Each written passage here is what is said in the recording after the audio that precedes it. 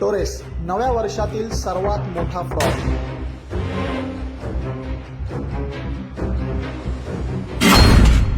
कमीत कमी कालावधीत जास्तीत जास्त पैसा मिळवण्याची हाव कशी महागात पडते याचं एक आणखी एक उदाहरण। टोरेस कंपनी ही एक ज्वेलरी कंपनी म्हणून दादरमध्ये वर्षभरापूर्वी सुरू झाली।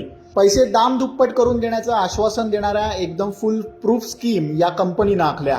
दादरच्या अगदी प्राईम लोकेशनवर भव्य शोरूम सुरू केलं, त्यात अगदी सुटाबुटातील स्टाफ आणि ग्राहकांचं मन जिंकण्यासाठी त्यांची उत्तम व्यवस्था करणं, चहा कॉफी विचारणं, वेगवेगळे डायमंड नेकलेस दाखवणं, अशा पद्धतीनं ग्राहकांना भुलवलं जायचं। यांची स्कीम काय तर तुम्ही गुंतवणूक करायची, मग दर आठवड्याला तुम्हाला त्यावर 7% व्याज मिळणार। आता ग्राहकांनी गुंतवणूक केलेली रक्कम सुरक्षित आहे याची खात्री व्हावी यासाठी ग्राहकाला त्यानं गुंतवलेल्या रकमेच्या किमतीचा एक डायमंड दिला जायचा। त्यामुळे आपण गुंतवणूक केलेल्या रकमेच्या बदल्यात आपल्या हातात एक डायमंड मिळतोय आणि गुंतवलेले पैसेही सुरक्षित आहेत, त्यावर दर आठवड्याला व्याज।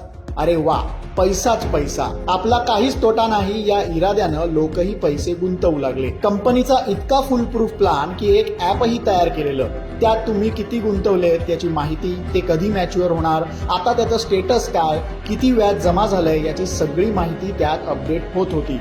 इतकंच काय, जो कोणी गुंतवणूकदार आणखी ग्राहक आणेल त्याला 20,000 रुपये दिले जातील अशी स्कीम ते दिलेही जात होते।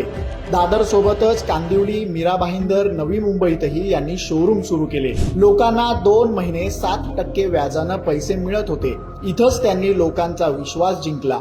पण हा सगळा लोकांना गुंडाळण्याचा डाव होता आणि नववर्षाच्या आठवड्यात 7 नव्हे तर 11% मिळतील अशी नवी स्कीम आणली गेली। मग काय, लोकांनी आपल्याकडचे होते नव्हते तेवढे सगळे पैसे गुंतवले, काहींनी तर अगदी लाखो रुपये गुंतवले। 2 आठवडे झाले, हप्ता आला नाही म्हणून लोक शोरूम वरती जमले, तर मालक गायब झाल्याचं लक्षात आलं आणि कर्मचारीही काही उत्तर देईनात। एका रात्रीत कंपनीचा CEO तौसिफ रियाज उर्फ जॉन कार्टर आपल्या 100 जणांच्या कर्मचाऱ्यांच्या टीमला काहीही न सांगता गायब झालाय। पोलिसांनी या प्रकरणी कंपनीशी निगडीत 5 जणांवरती आता गुन्हा दाखल केलाय। पुढील चौकशी आता सुरू आहे।